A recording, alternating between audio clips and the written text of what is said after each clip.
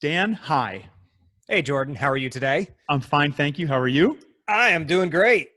Welcome, everybody, to yet another episode of the Trading Fours podcast, in which Jordan Reed and myself, Dan Gelok, talk about things that are near and dear to our hearts and certain things that are less dear to our hearts. And every now and then we just end up talking and just verbal diarrhea everywhere. So today we have a special guest artist.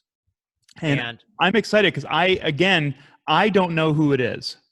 Yeah, that's what makes our special guest artist actually special. Like, one of us books somebody and the other person doesn't know who it is. So here's how this game is going to be played. They are waiting in the waiting room right now, and I'm going to let them on in just a second. And when they get here, we'll do an introduction. But each of us have 3 questions for this individual.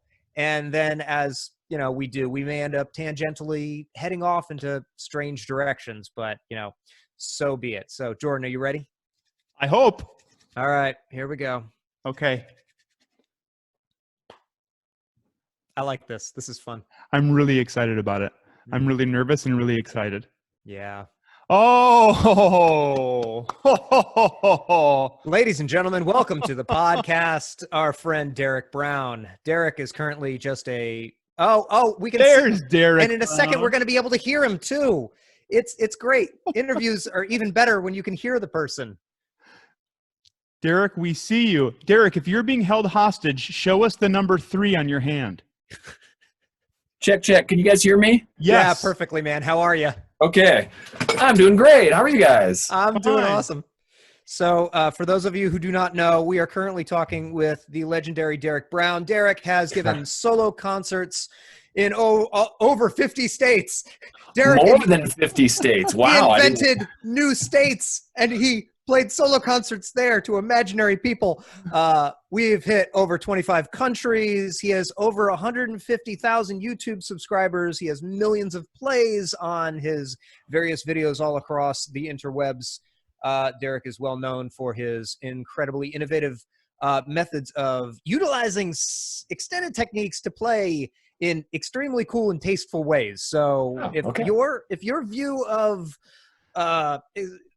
extended techniques is just making weird honks and quacks and squeaks and such, that is kind of true, but Derek has actually found a way to make these things sound pretty hip. So if you don't know who this man is, you should listen to him. And he is also 7.5 feet tall. So that's right. You should know that about.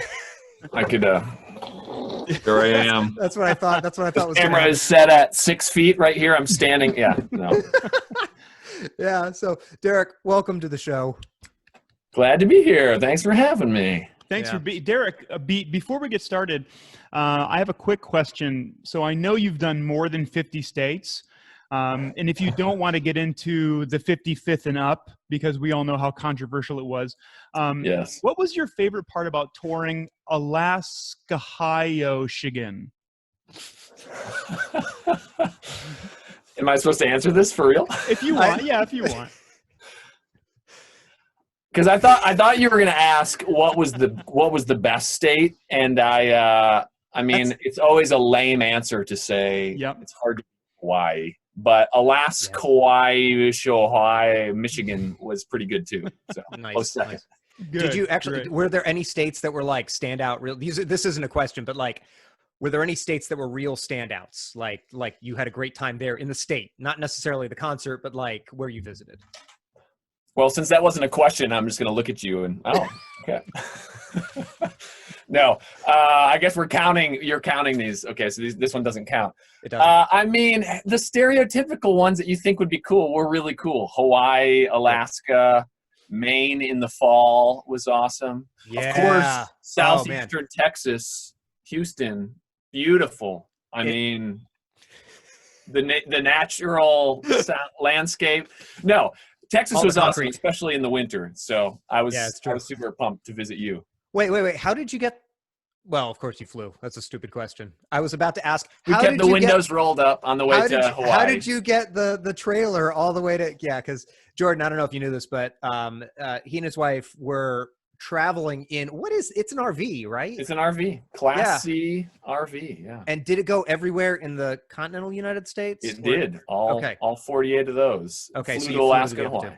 That makes more sense. I literally, I'm going to continue drinking my coffee, so I stop suggesting things like more than 50 states and almost asking how you drove. I mean, it is 4 a.m. in the morning somewhere. Yeah. In the 55th state. In the 55th state. Yeah, very good. Okay, Jordan, do you want to go first, or should I start? You know, I'll go first, and then I'm going to. This will be my very quick. What am I going to call it? Lil Bonus Question. Derek, on your right hand, on your thumb, we saw something a little bit ago. Yeah. How about this? For my first question, can you explain what that is and why that is? This is a thing we call a ring. It goes around the finger. Yeah. So when watching, you know, when kind of just always keeping an eye open for cool sounds out in the musical world, I was often jealous of instruments that could like make a percussive sound on them, let alone the drums, but like particularly watching guitar players, fingerstyle guitarists that hit their instrument and make a sound. And so when I was kind of realizing, you know, I'm doing a lot of percussive things with my mouth, from slap tonguing to, you know, other kind of vocal things, I was like, I wonder if there's a way I could actually get a physical sound by striking the instrument. And so, you know, first I messed around with just like hitting it, slapping the bell, and it wasn't very loud unless you like really whacked it.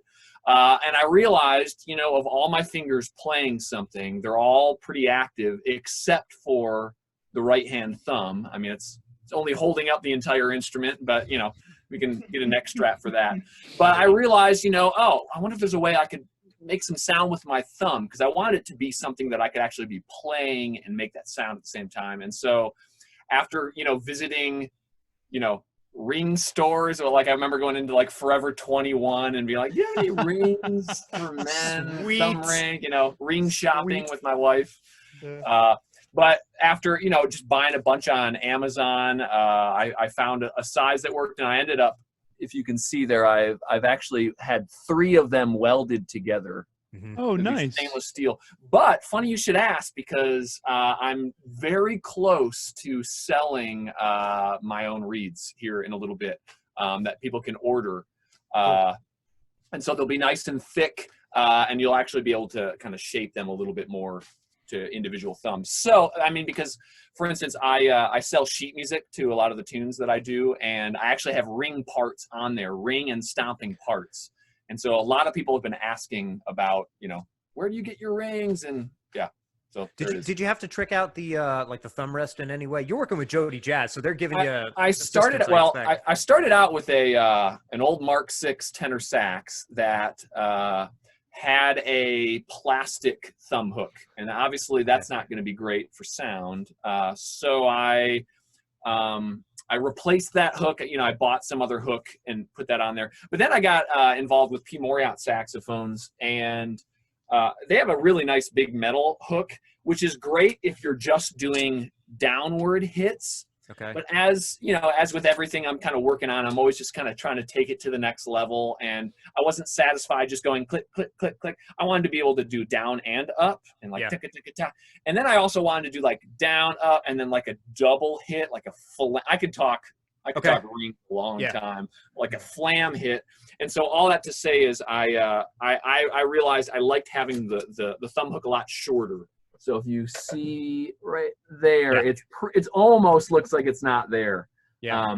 But I don't know if you kind of see, kind of doing that. So I hit on the top. I also do up and down. I also do this kind of flam thing.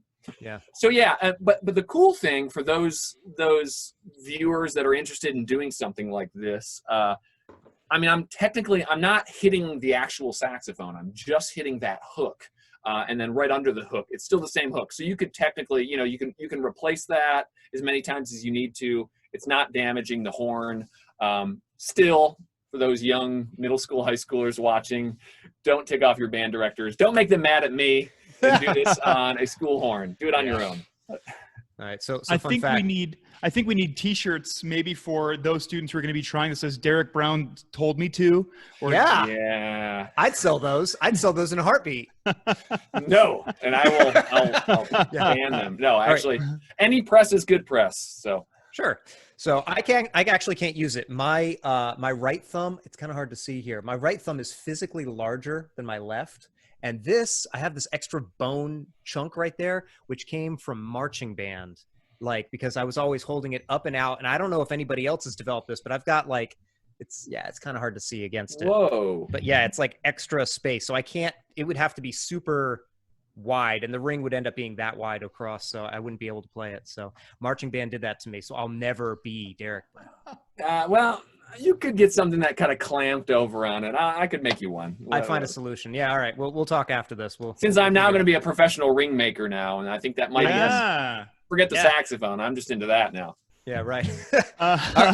Okay, cool. So I'll ask a question. All right. So what limitations are you working on your horn? Like specifically, what are you working on in your playing ability, and how are you working on it? Like anything involving tone or rhythm, or you've got a series of things that you're working with that people only dabble in. So, I mean, you've got multiphonics and triple tonguing and what have you.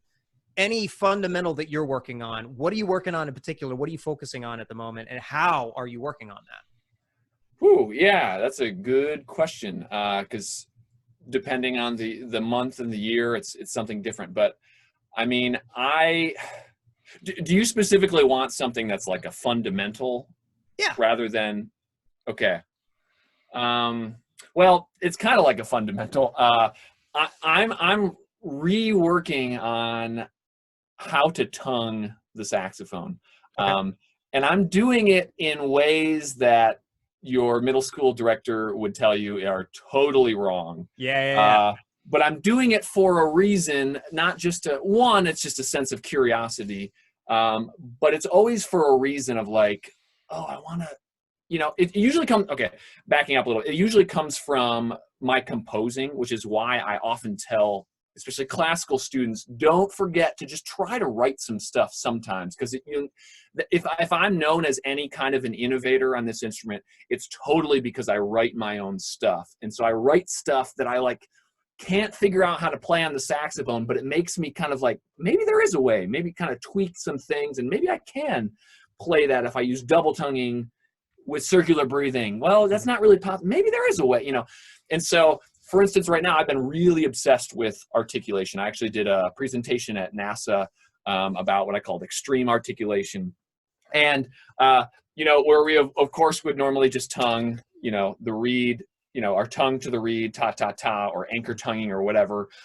We also have the back of the tongue we can use, ta, ka, ta, ka, ta, ka. Mm-hmm. We also have, last year, if you had asked me this, I was working a lot on flap, what I call flap tonguing, which the only reason I do that is because you can double tongue while circular breathing while doing that.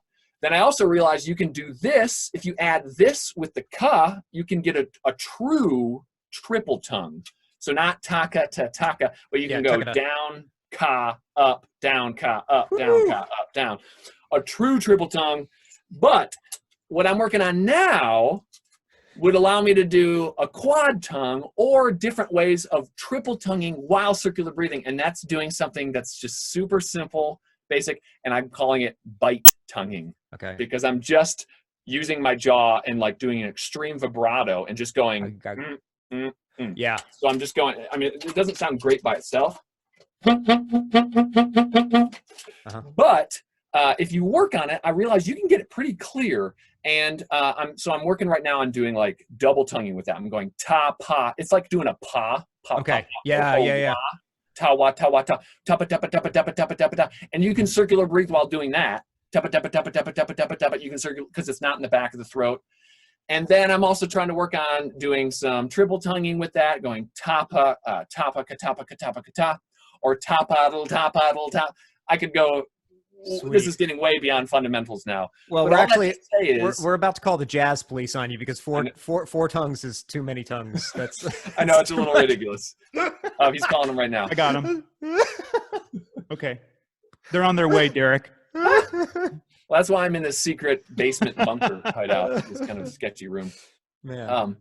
But anyways, to do that, it's funny because, I mean, one of the reasons I love working on one of the reasons I love working on extended techniques is because I love the process of like just starting from just like zero pressure. This is going to sound terrible the first day. It's like I'm relearning the saxophone, which some people don't like. They don't want to like kind of humble themselves and admit like, but it's like, okay, I'm going to sound terrible the first day and not even get it. But you know what? 2 days later, I'm going to sound twice as good as I just did. You know, like the first time you try to play a flute. And then 2 weeks later, you sound twice as good as you just did then. And then a month later, you're still twice as good as you were then. And it's like you see the progress, and it's so gratifying as someone who's been playing for now a couple of decades, where it's just like, am I any better than I was 3 years ago? You know, it's hard to see the growth. But when you're working on something brand new, and it doesn't have to be extended techniques, it could be if you're a classical musician, you want to learn jazz for the first time, or if you want to learn, you know, a doubling instrument, or you want to work on altissimo, it's so fun, gratifying to enjoy, to notice the process of getting better. And that is one of the biggest drives for me. That's just what keeps me going. Awesome. Jordan, okay, go. Derek, my turn. Okay. And I don't know if you need to hear this. I did not really call the cops. You did not? Oh. It was all just an elaborate hoax. Okay. Because the cop car went by a little bit ago, and I was like, did he really? No. So when you're talking about practicing fundamentals, or just practicing anything in general, but you're talking about composing specifically for you and your own instrument, you had alluded to, and correct me if I'm wrong, is one of the ways that you're coming up with new techniques, or in your case, I fear to even call them extended techniques, because they're pretty much your bread and butter at this point. Yeah. Do you have a particular new technique in mind and write a piece around it? Or are you writing a tune and then you're going just by listening, or just have like maybe your compositional practice is a little bit more organic than others? Or are you going, oh, this would be cool, then how could I do it? So is it idea first, then tune, or tune and then idea happens throughout it? That is a great question, because it's totally both. It just depends. Awesome. Similar to like when you ask people, like, do you write the chords first or the melody, or do you write the lyrics first or the melody? And a lot of people, it's kind of both. Some people have one. You know, I think some people might imagine, because a lot of the stuff I play or a lot of stuff I put out could be kind of flashy, or especially when I put out like an Instagram video of me playing 30 seconds, I'm playing something really fast. Those kind of things definitely inspired by the techniques, or it's just like, I want to play something really fast and just kind of fun to do. But I would say the majority of the time it is based on, like I was saying, the composition first. As flashy as some of my stuff might be, I truly, deeply, like, I hope it is. I really want it to be about the music. I really try to write stuff that I want to hear, stuff that I like. That's why I happen to use like pop chord progressions, just because that's what I hear. As much as I try to get into dissonant harmony, I just can't hear it, and I don't feel it. And so I'm just okay that right now I like writing these pop harmonies, so I'm just going to do that. But with the technique, so for example, you know, I mentioned the triple tonguing thing. You know, so I've been able to triple tongue for a while now, and I've been working on this kind of Celtic tune. It's been so long. I've been working on it for over a year. It's just not, I keep coming back to it. And in this section, I wanted to have a couple of things. I wanted to have like it go from a legato. Right now, my triple tonguing is very legato. I wanted to have a more staccato kind of triple tonguing, and that's hard to do with the flap tonguing. And so that was when it was like, oh, I wonder, that was when I kind of came around with this like bite tonguing that is very staccato. And then I wanted the section in the legato section where, as a saxophonist, I'm always disappointed in breathing, you know, like actually taking breath in the, especially as a solo, as a total soloist with no looping electronics. Every time I take a breath, the music stops for a second, you know? Right. And, you know, that doesn't happen when you're listening to a guitar player. They'll just go the whole song, and I love it. Yeah. And so that's a moment where, you know, I already knew I could circular breathe. I knew I could circular breathe with single tonguing. I'd messed around with circular tonguing and double tonguing, but it was like, man, I wonder if there's a way with these other things I've been messing around with that I could circular breathe and a true triple tongue. And I'm still working on this. But there is, and so that is where the tune came first because I just want this idea I don't want it to stop. And then it's like, I wonder if there's a way to do it. Now, that being said, then I'll take that technique that I have, and then I'll probably be like, oh, that'd be fun to do now, another kind of fast tune and kind of a triplet-y thing. Or like, what if I did like a funk thing with now these triplets in there? So it's just both. Got it. Awesome. All right. So I've got a follow-up, which is actually my second question, and it's really closely related, which was, I guess my question was like, your creative work being like writing and your technical work being practicing are so closely intertwined. Do you ever feel a conflict between the two of them, or is it really organic that practicing writing music is practicing the saxophone itself? Do you find yourself wishing you had more time for one or the other?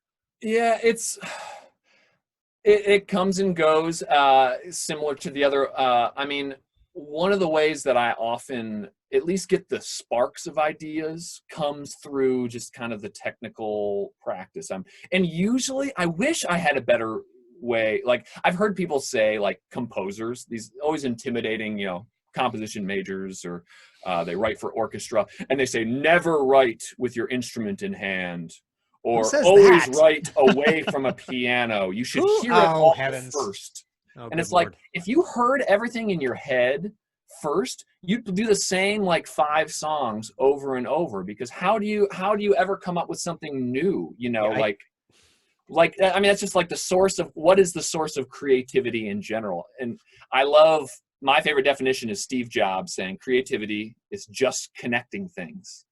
That's all it is. It's connecting things. So it's taking something that existed over here, and then it's just like combining this thing that wasn't normally with that, combining this with that, and that's creativity. And so a lot of times that happens by accident. For me, sadly, I feel like it is, and that's why it's can be a painful process, because I'll just be playing the same stuff over and over, or trying to come up with a new chord progression, and I just keep playing the same thing because my fingers go to it, but then all of a sudden I miss that note, and oh, hey, actually that kind of sounded cool. I think that there's it's got exploration is a necessary part of creativity. And you can't really explore if you're completely separated from any instruments. I think it's like, I think that instruction of like, don't use a piano, don't use your saxophone, whatever. I think that's nonsense, honestly.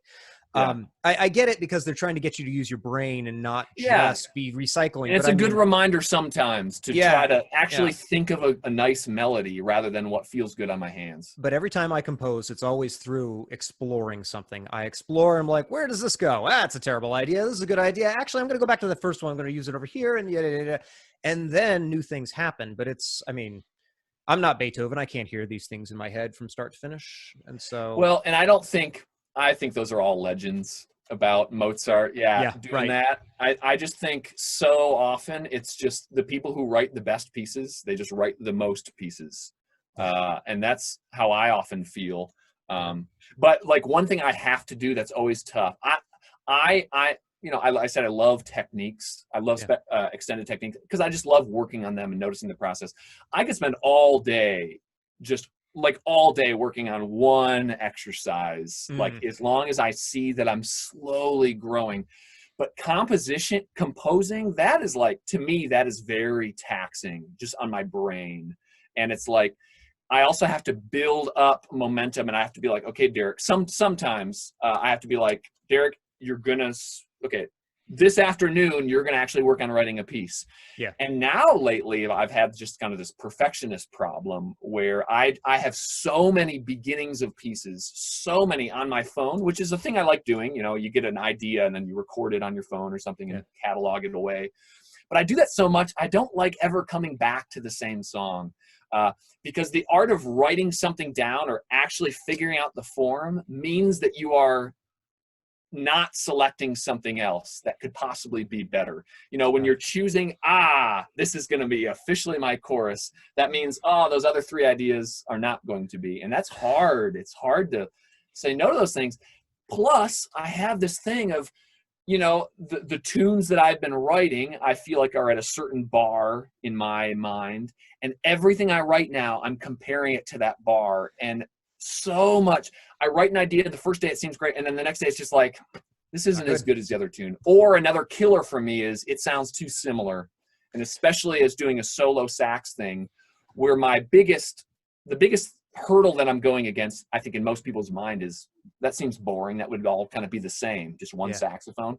Right. So I strive so hard to make pieces different and to have different elements. And if I feel like it's just kind of a little bit of the same, it's just, screw that. That one's out. And that tune's not as good. From somebody who's seen and the last thing I'll say on this, yeah, go ahead. is like one of the ways I'm combating that. I often have to kind of come up. I mean, that's kind of my practicing life, is just coming up with my own new exercises to work on this stuff, and new mental exercises, practice exercises. One of these lately has been, now that I'm on Twitch, the streaming platform, 3 days a week, and every Wednesday from 3:30 to 5, it's my goal. I am writing a tune from start to finish in an hour and a half. That's cool. And I'm giving myself, I should call it like Crappy Tune Wednesday. I want to give myself permission. Just write a crappy tune, Derek. All that matters is you finish it.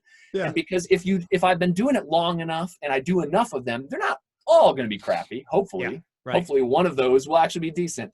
But just the fact of finishing something, that's the fear of, like I mentioned, with so many, particularly classical sax students, afraid to write a tune. Oh my gosh, this can't stand up to these amazing pieces of music that are already. It doesn't matter. Just write something. If you write anything, you're going to be ahead of 99.9% of the other sax players. Yeah. And who knows? If you do that for a while, some of it's going to actually be good. It could be simple, but it could be good too. I think that a lot of younger students, specifically, like whether you're a composition major or you're getting into writing or even writing more stuff, I know that a lot of young students, whenever they want to write a piece, is that they want it to be the best thing they've ever written. Every single thing needs to be their magnum opus. And I think a lot of that comes from, I don't know, maybe insecurity, or like you were saying, Derek, is living comparatively, whether it's comparing to something else you've done or things that your colleagues have done or whatever else, or if you're listening to a lot of Crumb or Cage or something. But I think that there's a lot of beauty in, and it's also a good pedagogical tool, just to write something and finish something. It does not need to be the best thing ever, because what's nice is that you have the ability to adapt or maybe make changes or whatever else. But I think music would get pretty tiring if every single thing that you heard from a specific composer or artist or group was meant to be like the thing, like always having everything in it. Yeah. Yes. Yeah. It would just be like, I would need a nap after whatever. So you're absolutely right. There's a lot of beauty in just maybe from, an hour and a half every Wednesday, just writing something that's cohesive, a beginning, a middle, and an end, writing it. Yeah. That's great huge exercise. I wanted to follow up on something you were saying a second ago about like the idea of it sounding, the samey, getting samey after a little while and hearing a whole concert. You performed at U of H, my university, the best university. The best. It is the best greatest. State, as I mentioned, the best scenic view. Everything about it. Yeah, is just the winners. No, it was great though. I was wondering. I was like, okay, so it's great that we're going to have him here. Is this concert going to get boring by the end? How long is he going to go? How interesting can saxophone be if you're just hearing saxophone by itself?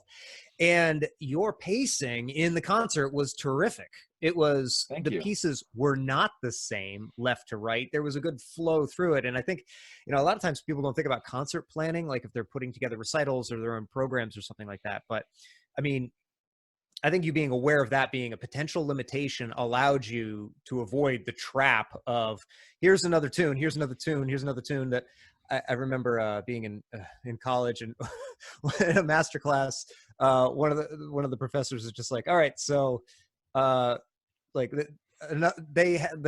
a jazz combo concert at like a local pizza place, and they said, okay, so just for the future, you can't call 3 tunes that are all rhythm changes in the same key and at the same speed. You have to tell people in a row. Yeah.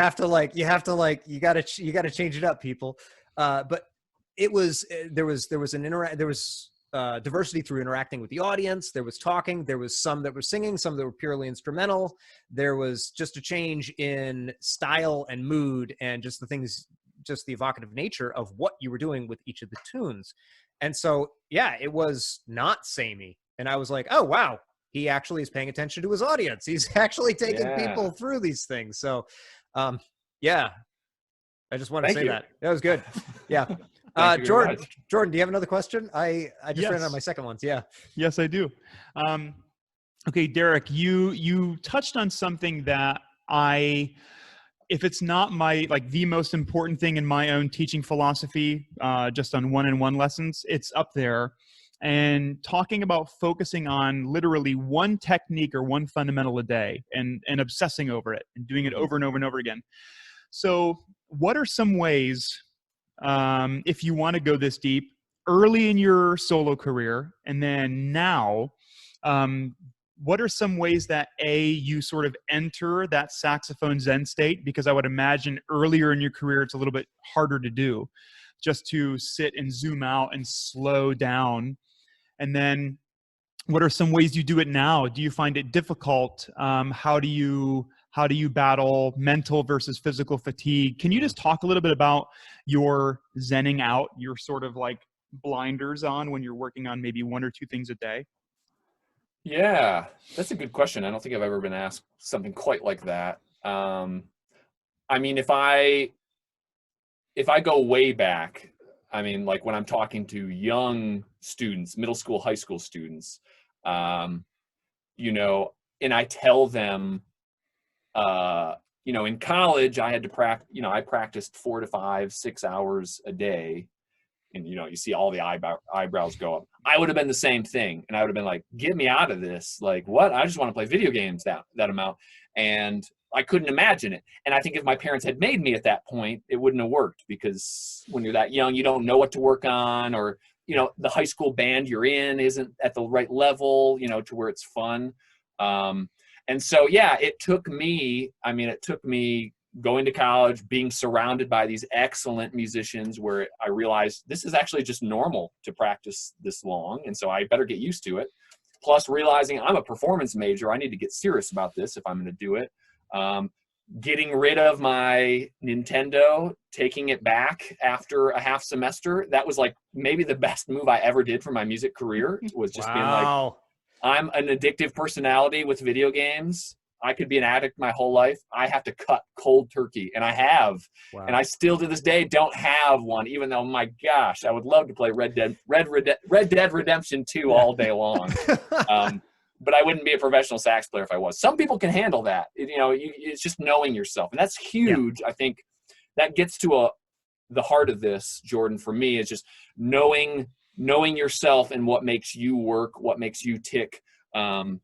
What distracts you, what doesn't. Can you know, should you not have your iPhone in the room at all? Should you use, you know, an old-fashioned metronome? So you're not, there's studies that say just seeing your phone in existence makes you less productive, even if you're not using it.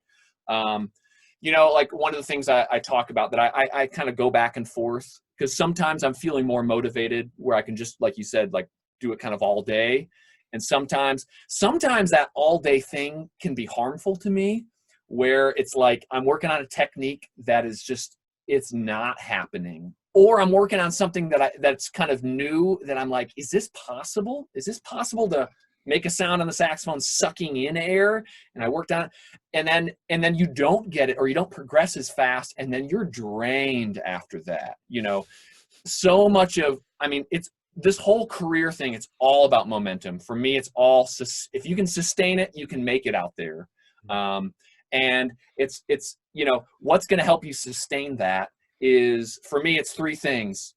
One, you got to stay healthy doing it. So this comes up for me with the weird things that I'm doing. Sometimes, like, my heel will start hurting from stopping. It's like, okay, I got to figure out a different way to do this. Or, well, a lot of players, this happens to me. Sometimes it creeps in again, but it happened to me a lot in college, not breathing from the diaphragm, breathing from up here. And then, you know, all of a sudden, my gosh, it hurts every time. Okay, so you gotta stay safe and healthy, which is boring, but that's just what you have to do. 2, it's always got to be fun. No matter what you do, you got to look for fun in practicing. This is why we got into music. You got to keep it there. Yes, there are boring parts, but you learn how to work around those boring parts, how to make those fun. You know, you hate scales, but could you improvise with those scales instead?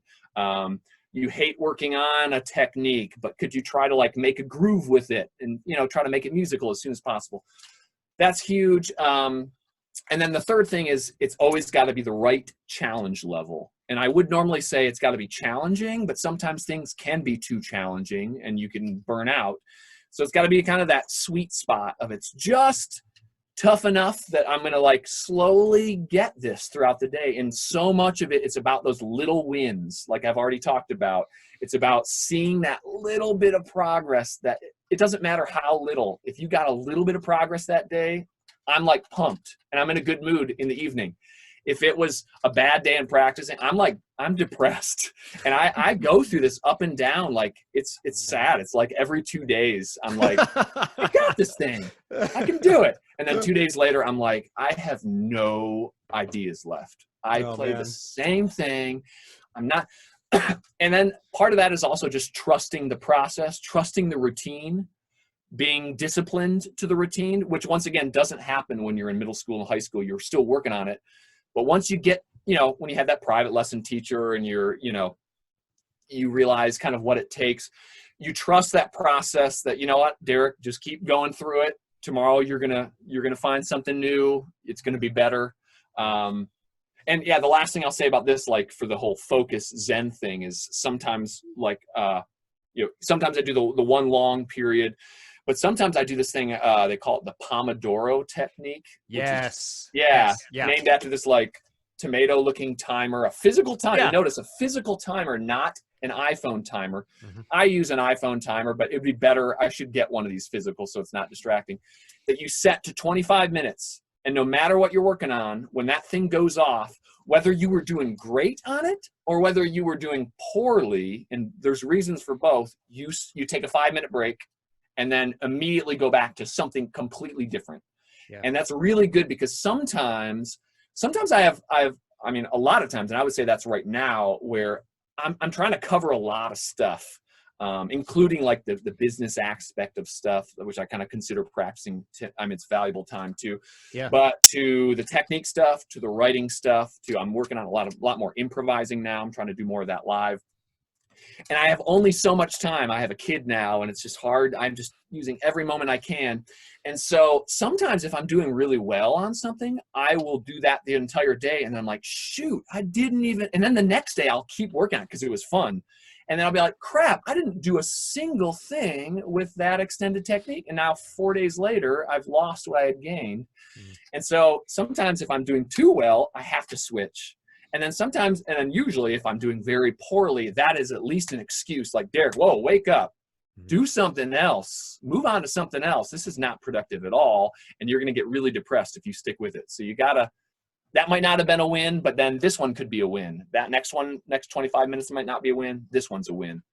It's all knowing what works for yourself. Yeah. And getting in those routines, and reviewing what works, what doesn't work. And yeah. Awesome.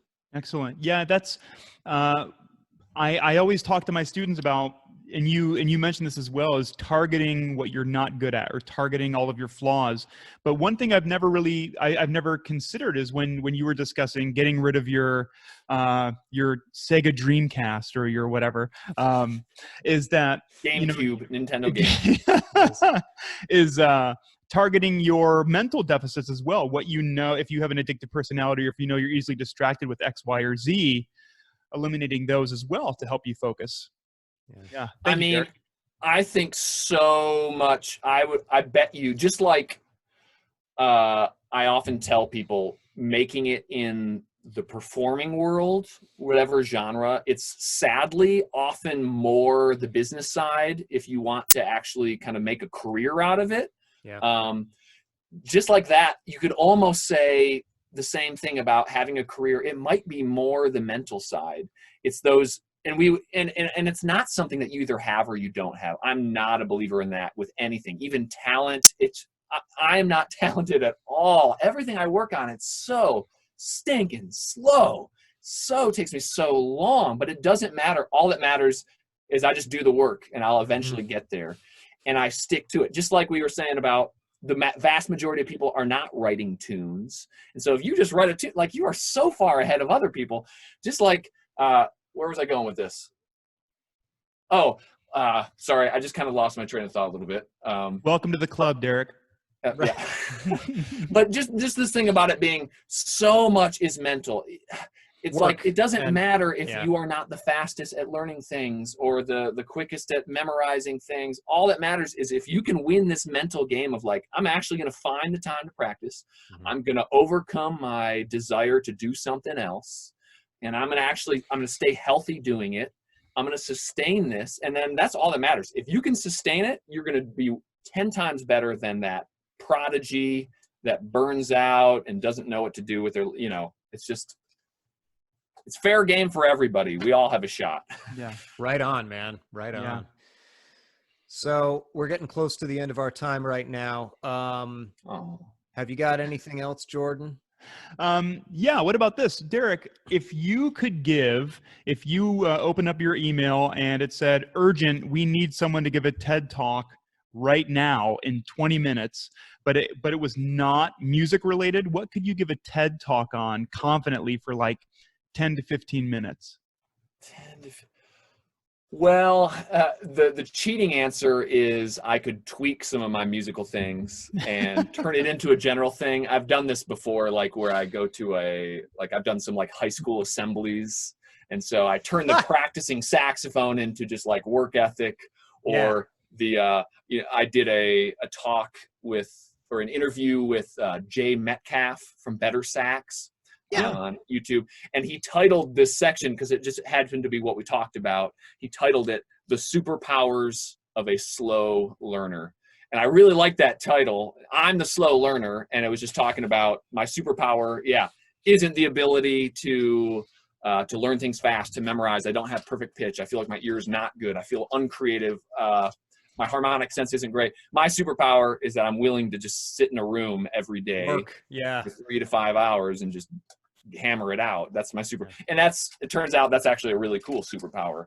And it wasn't natural. I wasn't bit by a spider either. Like, I had to work on that. I had to get rid of the GameCube. I had to like force myself, I did all that stuff. But otherwise, I'm not an expert enough, but if we're just thinking about like what I would love to, I don't know, like talking about like maybe everything I learned from playing Risk. Everything in life you need to know, you can learn from Pandemic. I love board games. Nice. The sad thing is, and this is what I would not want to have wanted to hear as a middle schooler, is I could have, in an alternate life, I could have so many hobbies, and I could be from anything as simple as like, I could easily just be a Netflix binger and just like, oh my gosh, watch there's a million shows out. I saw a book. I came across a book. It's so ridiculous. It said 1001 TV shows you must see before you die. TV shows? Are you kidding me? So anyways, I could easily do that. I could easily just be a board game geek and do that every night. I could be a video game nerd. I saw you guys had Tim McAllister on here a little bit ago. Yeah. And I so wanted to meet him at NASA because I don't know if this came up. I heard him do an interview with Barry. Oh my gosh. Barry Cockcroft. Okay. I did a thing on the Barry Sax show. And Tim mentioned that when he was in middle school, he was really serious into aggressive, pro BMX. BMXing. I had heard that too. Yeah. That's great. I didn't see this interview, but yeah. I know, and you would never think that, just seeing this, pristine classical saxophone concert. And he was, and I was into aggressive inline skating, so doing like the half pipe. Nice. I wasn't. I bet you he was way better, but it was like I could totally have seen pursuing that hardcore. And it's just, the sad thing is, I just don't think there's enough time in the day right now. Yeah. That being said, I'm super pumped because I have a 9-month-old kid, Felix, and he's going to be getting into all this stuff. And so I'm so excited. I'm finally going to I have to be careful. I'm sure when he's a middle schooler, I'm going to get we're going to get him a Nintendo or something. And it's like, oh my gosh, let me show you how to do this. And then he'll get his first skateboard. Oh my gosh, I get to kind of relive it again. So that's great. Oh man. So pumped.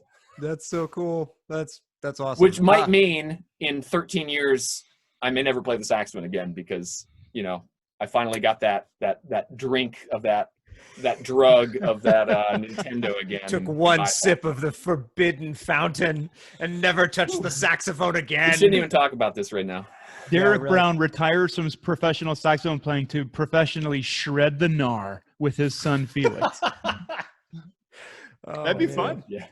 Yeah, I can actually vouch for that. So my son is 13 and he recently got a Nintendo Switch and it's over. It's just I haven't done anything productive. It's just, why are you even here right now? I don't know, man. That because he's got it in the other room, I guess. Or or do you have? Because that can be handheld. Do you have it kind of like below, and you're just? Yeah, I've been like Every time Jordan asks a question, your eyes are going down. I see. That's right. Oh man. Okay. So, is there anything our listeners are typically? Oh, who knows, man.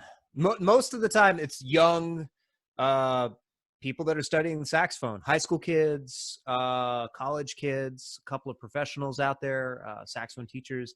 You currently have like an open microphone. Is there anything you want to tell people that you haven't already said? Well, here's the part where I could self-promote a little bit. Yeah, go right ahead. To make it in this world as a musician, as a performer, you have to be a total selfish nut. No, hopefully not. But I do have to say this. We have this crazy world going on right now with this pandemic, and I know it's hard for a lot of people. And all my gigs have been canceled. That's the primary source of my income. I was the primary breadwinner in the family. I have a kid.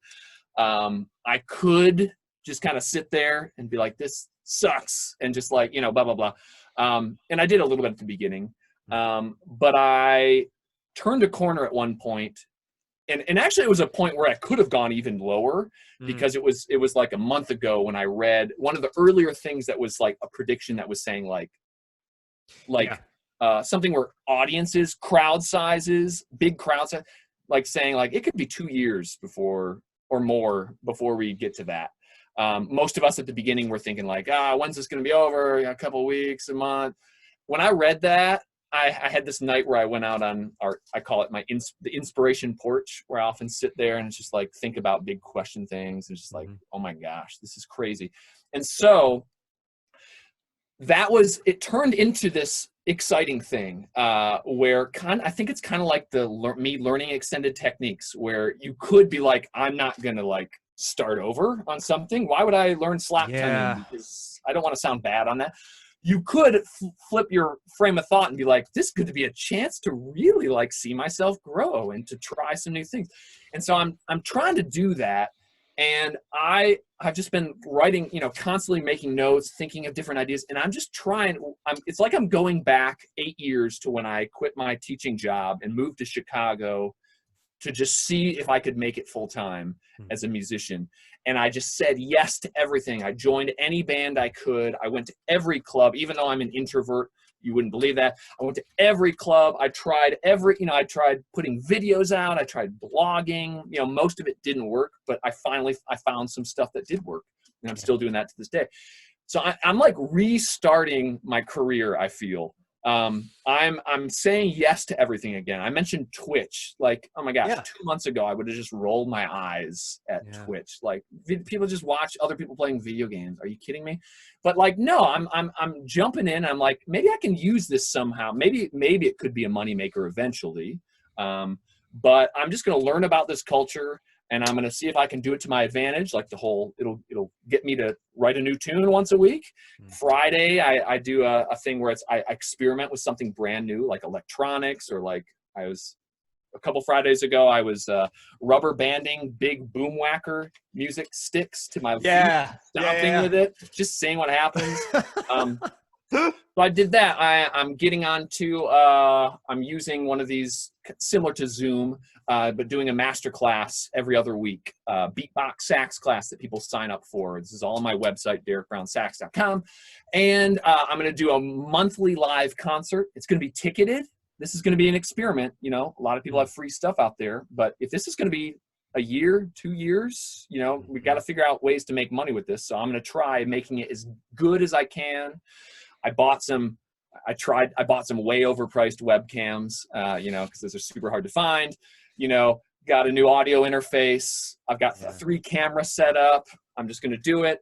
You know, I'm getting more serious about online private lessons. I signed up for Cameo, which is cameo.com, which is a thing where if you want someone that you know to send like a birthday greeting, usually they say celebrities, or who knows if it's going to work or not. But I've had people request, hey, could you make a little video greeting?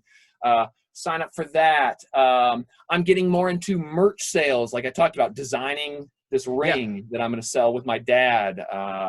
You know, I'm looking into like selling merch, like a BEATBoX SAX hoodie, because I always wear that. Selling more sheet music. I'm planning on making like a beginner's guide to BEATBoX SAX, like etude book. Really simple stuff, because most of my stuff is very complex. So it's just anything I can think of. I'm going to try it. I'm going to try it all. Obviously, I can't do all that forever, but I'm going to see what sticks, see what works. Oh, another thing is this one's going to upset some people, but I think I'm going to do this. I'm actually probably going to take down all of my tutorial videos and put them on a subscription thing on my website, so people pay like $4 or $5 to have access. I don't want to do that, but that's one where it's just like, I mean, got to see if it works. Yeah, you know, if it helps. Life is forcing a pivot, so I mean, we have to find a way to make things work. So, and hopefully the goal is, you know, people will miss live music just like they're going to miss having face-to-face instruction or band. And so I'm hoping that it's going to bring about a point where, like, you know what, if we want to see this band, we got to pay to see them online, you know. That's a really good point. If you do it really well. I think even though people are being a little bit more picky where their dollars go these days, I know that I'm not making it rain, but I've gone out and I've tried my best to even just support my friends who are in groups by buying their albums, by doing whatever I can. And I think that, especially right now, people are going to support what they really want to support. And I think you're also kind of realizing now, like the people who discuss supporting independent artists or artists in general, the people who really truly believe that at their core, or the people who just, you know, say it to say it.